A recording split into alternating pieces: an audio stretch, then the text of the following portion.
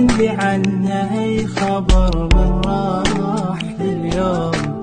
يرجع بسرعة قال لكن غيابه طال، شلون انيم عيني بعد شلون